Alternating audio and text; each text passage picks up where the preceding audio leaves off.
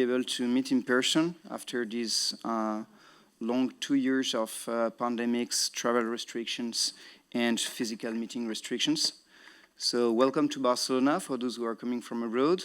Welcome to the VPH Summer School for the others who are already in Barcelona.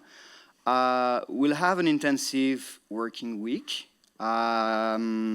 Despite we're in the sunny Barcelona, the weather is with us. We will all work a lot during this week. I hope we will happily work, and you will learn a lot of things during the hands-ons, during the talks. I hope you will seize the opportunity also to talk to the keynote speakers. We're very lucky. We have a great bunch of international keynote speakers who are highly experienced researchers, some of them also medical doctors.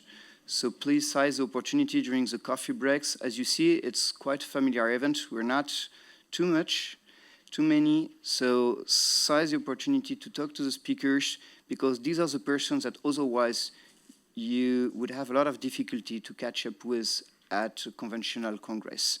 Because people go to congress, they have their meetings, and they're very difficult to access. During this welcome,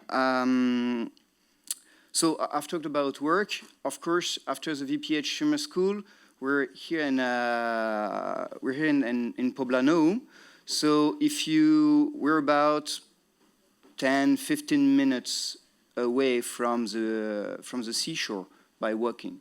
So the days are long, and after the VPH Summer School, so seize the opportunity to have a walk to the beach. There are a lot of restaurants there and a lot of bars where you can hang out and enjoy Barcelona also. So I would like to, during this introduction and this welcome, I would like to introduce you to the VPH Summer School. What is the spirit? What is the organization? And I can't do that if I'm not introducing the VPH Institute, which is an international organization behind this event. So this VPH Summer School is about a highly multifactorial disorder.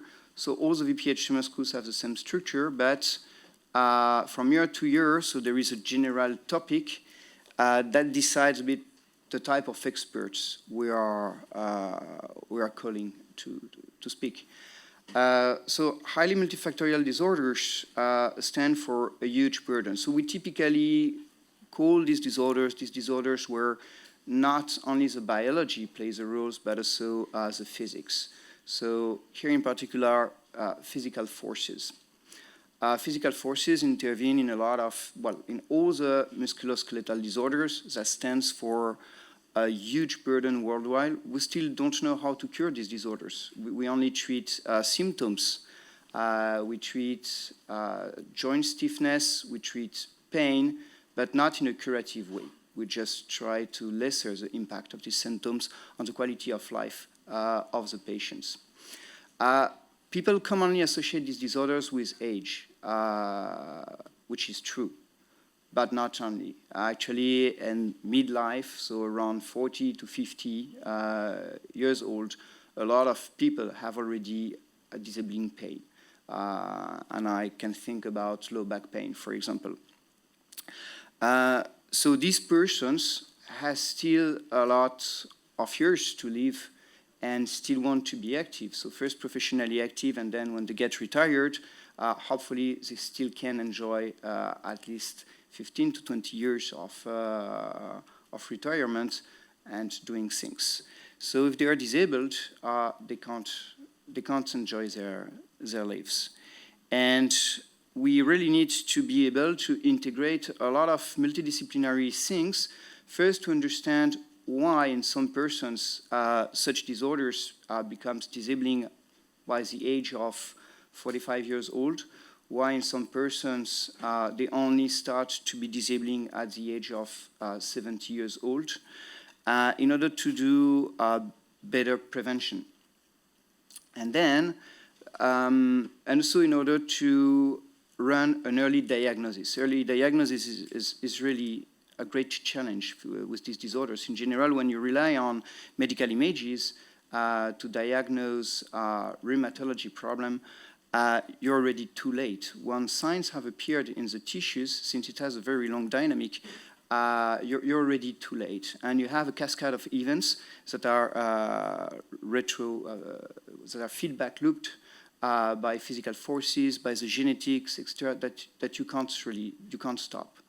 So early diagnosis and then understanding pathophysiology is actually the key to be able to prevent dramatic developments and disabling developments of the disorders. So it's not only about medicine, it's not only about bench-side experiments, it's not only about biology, it's about multidisciplinary and highly transversal integration. And this is where computer models and the ability to conceptualize certain phenomena and parameterize these phenomena with descriptors you can act on, you can link to real-life descriptors of a patient or real-life descriptors of cell culture experiments becomes very relevant, because you come with a model that you can perturb at will without harming anyone. Maybe you just harm the CPU or the RAM of your computer, but that's the only harm you will do. And you can understand a lot of things. So you can use that directly for medicine. You can also use that to iterate with experimental biologists and run new experiments people wouldn't have thought about otherwise. So this is why actually the virtual physiological human concept was born and is being developed. So it's highly transversal, highly multifrontal. The end vision is, of course, in silico medicine, digital twins in health, but along the way, there are much more integration to do than only medicine. There is also fundamental biology and experiments. So I would like to introduce you a little bit the VPH Institute, and particularly the student committee of the VPH Institute, which is the branch of the institute that promotes the VPH summer school and a lot of activities for early researchers. So there is a nice sentence coined by Ana Claudia Antunes, which is: the future is our present for the next generation. And this is what we're talking about. We're talking about educating the next generation to something that is relatively new. Computer models, not to design a plane, but computer models where we have to integrate many different expertise in order to tackle something that is highly complex and in many ways cannot always be measured.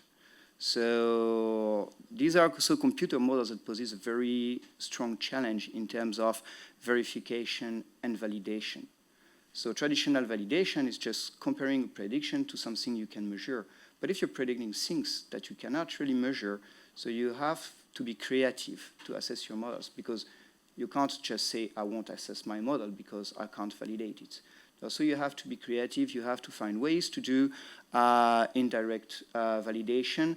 You need to develop good practices for multiple verifications, etc. And it really requires a new kind of training for the youngest generations of researchers, but also medical doctors. This morning we will have a very nice example of a talk by Aaron, who is here, who is a medical doctor and has embraced actually in silico technology. So he and his team, and to do the translation to clinics. So the aim of the VPH Institute Student Committee is to promote the VPH Institute as a community, career development of early scientists. Want to highlight excellence, highlighting excellence through excellent training. So VPH Summer School and conferences, but also recognitions and awards. Recognitions and awards, some might see it as politics. but it's not only, of course, it's a bit of politics, but it's also high level and excellent promotion, is putting in the front of the scene a work that is an achievement of a PhD thesis, that is an achievement of years of research. So this work is projected thanks to an award in front of the scene, and in order to really showcase an achievement that has been selected among a lot of other achievements by an independent jury of international experts that all agree to recognize that the work was great. So that's scientific promotion that is extremely important for the community, for the science in general.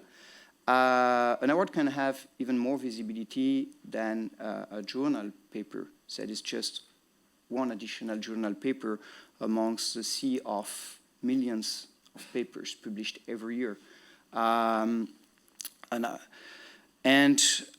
Of course, as an early researcher, an award is important because it doesn't only project your research in front of the scene, but it also projects your name in front of the scene.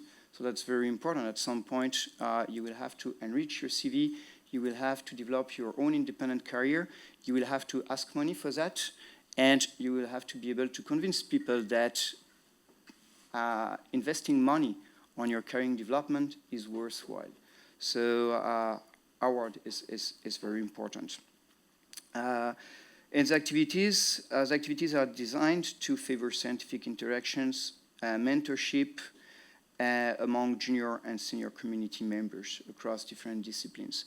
So the VPH Summer School is probably one of the maximum expressions of this. As I said, we're in a family community, and you have highly trained, highly experienced principal investigators coming and present, and they are just accessible to you at the coffee break. We have a lot of time for the discussions too.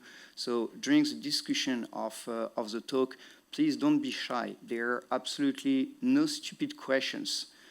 Questions come from curiosity. Questions comes from your own recognition of your ignorance. And you ask a question in order to be less ignorant once you got the answer.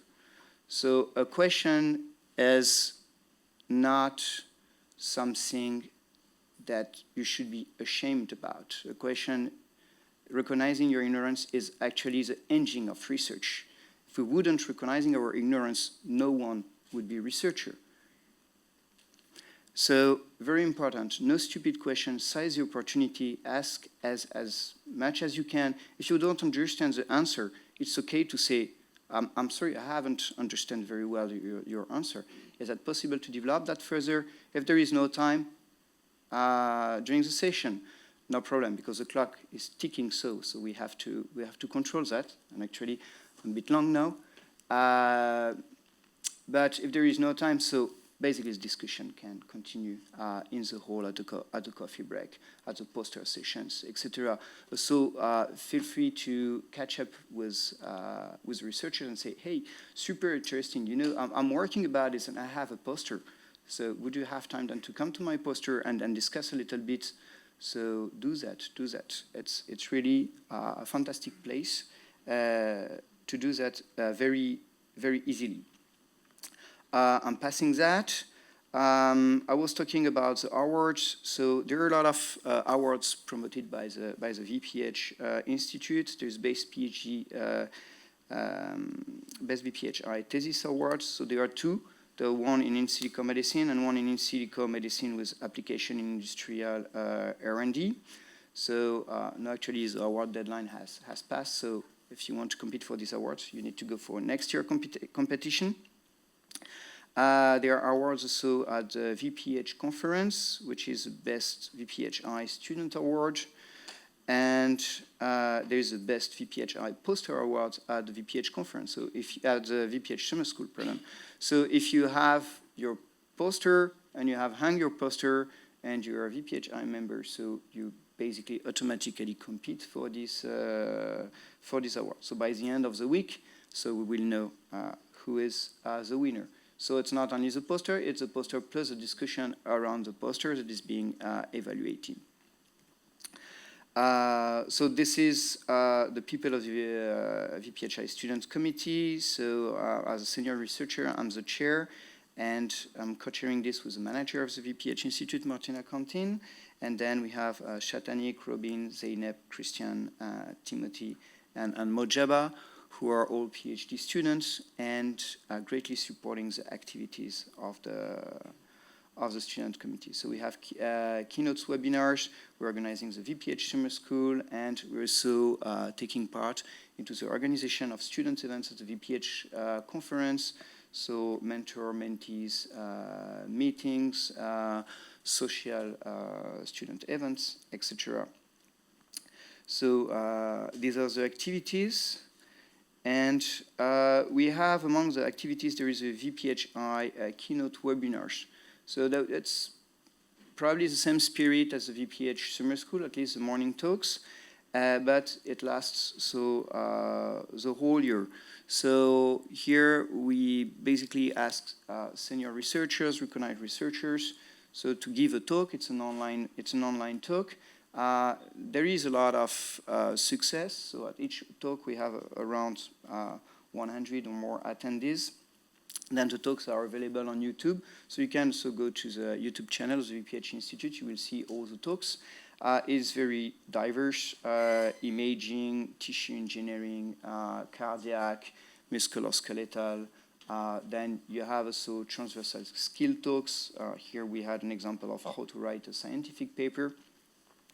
And this is, again, a nice forum to not interact physically, of course, but then to ask a lot of questions without being under pressure by time, as if it were a congress, or without being in competition while you're asking with very high experts that ask a lot of very precise, very specific questions and don't leave you time to ask maybe more curiosity questions for your own growing.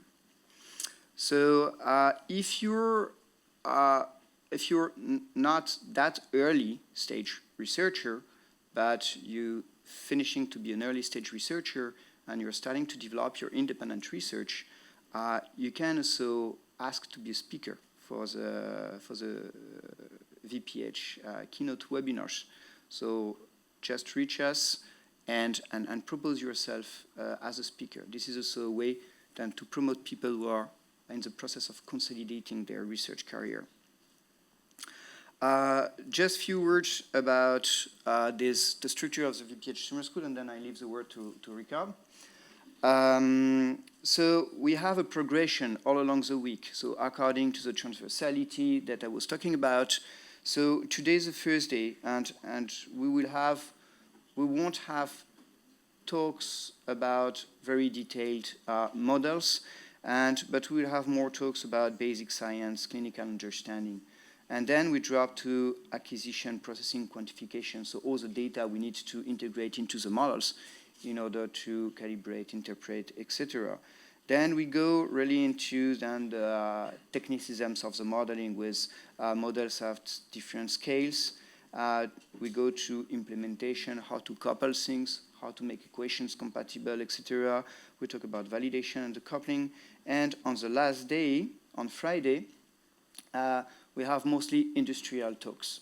So it's mostly technology transfer. It's kind of the achievements of everything, so towards tangible applications and even business opportunities. So every year, actually, we had collaboration with an initial European initial training network. So now until 2024, so the training network that is supporting the VPH Summer School is Disc for All, about low back pain. So actually, you will hear a lot about the spine. And so we have workshops and roundtable. So on Friday, actually, which is then the industry day, so we'll start with a workshop about business in innovative health. So we'll have a representative of UPF Venture, which is a structure within UPF that supports the development of spin-off and startups out of research. And we won't talk about patent, IP protection, etc., which is something that a lot of people already talk about. We will rather talk about how to secure fundings. So when you're in the process of transferring your research to build a business, so where do you find the money? And that's a big question. So there are different figures. There are business angels, there are venture capitals, there are fools, family and friends, and how to approach these people when it is timely to approach these people. Sometimes because of your current development of the technology, you don't want to approach directly venture capital. You want to approach maybe more friendly capital who is a bit less interested in having money return. And or you can go also on soft funding through public calls. So there are in every country, there are more and more public calls that provide soft funding. So maybe 30,000 euros 1 year, 90,000 euros the other year, etc. And then you go to the process. Maybe more slowly than if you would have directly an investment of 1 million euros, but at least you don't have to share the ownership or part of the companies with anyone. So you're still very independent of your moves. So Albert will talk about this. Important, today we have the visit to the Barcelona Supercomputing Center, to the Mare Nostrum this afternoon. We will have an autobus that we will find so at the entry of the campus, the main entry. So be punctual. So I don't know, Aneta, what time is the bus? 1:60. Okay. Okay. So at 20 minutes is just in front. Yeah. So just be punctual. So we will also have to be very punctual during the visit of the Mare Nostrum, and because 1 year it happened that we went out very late. The visit was very nice with a lot of questions, discussions, and the bus drivers basically drove away. So we had to come back by metro, which is not a big deal, but if we can come back by bus, so everything becomes easier. So these are the speakers that you will discover during the week. You see we have a lot of speakers. Again, I insist, catch up with the people, discuss, and seize the opportunity basically to have them here. Some of them will be online, unfortunately. And on Friday, so we will close the VPH Summer School with a roundtable where we will touch the questions of ethics. In silico technologies raise new ethics questions that go beyond the traditional bioethics that we know. So we will talk about this, so good practices and ethics in silico medicine and e-health. So we'll have debate with different experts. We'll talk about current standards for model safety, artificial intelligence, software certification, proper use of simulation technologies in health, recommendation to medical doctors, to patients, citizens, empowerment of patients and citizens, looking to the future, health predictions, preventions, possible ethical pitfalls of short-term and long-term predictions. Is that good? Is that good to be always checking prediction about your own health, or will it contribute to develop obsessive behaviors in the population? How can we make people aware about the limitations of these predictions, etc.? So we will basically talk about this. And of course, access to proper technologies, education inequalities. So in some countries, you can view in silico technologies in health as a democratization, but it might not be true everywhere. because IT infrastructures are not the same, because access to device, to databases in some places might be more difficult to other places, or only accessible to a bunch of reduced bunch of persons. We've seen that with the COVID. Huh? We've seen that elders, for example, who had to deal with all the electronic systems for COVID certificate, etc., were a bit lost. So there is no need to go, to very far away in the world to really see such inequalities. These are the people who will participate to the roundtable, all experts. So we will have science journalists chairing the roundtable and writing basically a press article about this after that. So at some point the roundtable will be open to the public, and then again feel free to also interact with the people. Feel free to comment on what you've heard in the debate. If you have curiosity, questions, again, feel free to talk about it and have these people answering you or continuing the debate on maybe a new idea that you have raised. One comment about the hands-ons. We will have a merging of two hands-ons here, 3 and 4, which is about intervertebral disc modeling and spine modeling. We had two groups of 6 people. Now we'll have a group of 12 persons with more instructors, and we will merge intervertebral disc modeling and spine orthopedics in a same hands-ons. And then we had only 2 persons who registered for these hands-ons. So this person have been contacted by Aneta, so to ask whether you would rather join another hands-on, basically to favor the group dynamics within the hands-ons. Huh? Because it will happen that in this hands-on, if you're only 2, you will have more instructors than students. So that's a bit weird at some point. So this afternoon, after the visit to the Mare Nostrum, we will gather here in the auditorium, and then you will split by groups of hands-ons, and you will go together with your instructors to the rooms. Okay? And on Friday, so we'll have the announcement of the VPHI Best Poster Awards, and we will have the Best Hands-On Awards. So you will be working 15 hours in your hands-on in group.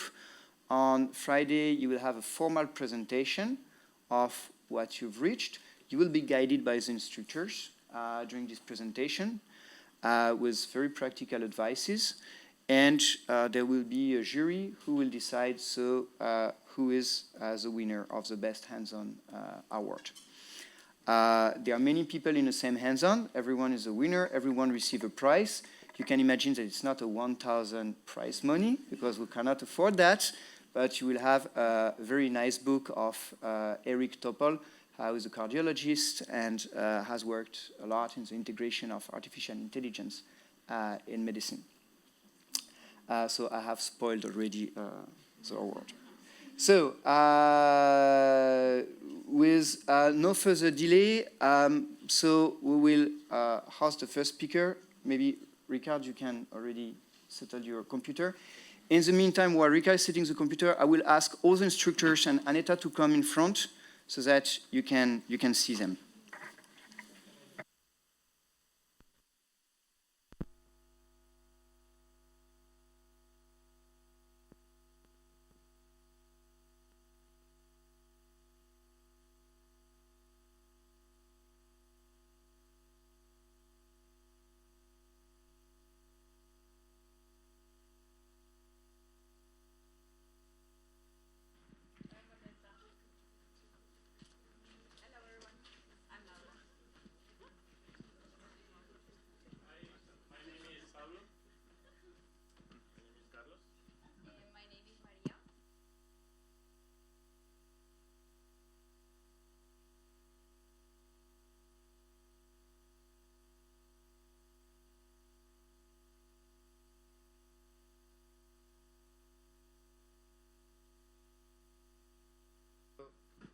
La la la. Yes. So you see, you have a lot of people working for you this week. Huh? If you look at the balance of people, so that's really quite unique.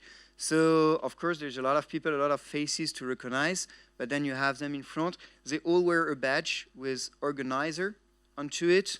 So any question you might have, so basically, then you can ask these people. Aneta in the center as the chief organizer of everything. She knows everything. So for practicalities, etc., she's probably the best person to inquire. And then that's it. So thank you, guys. And so now let's have the summer school beginning.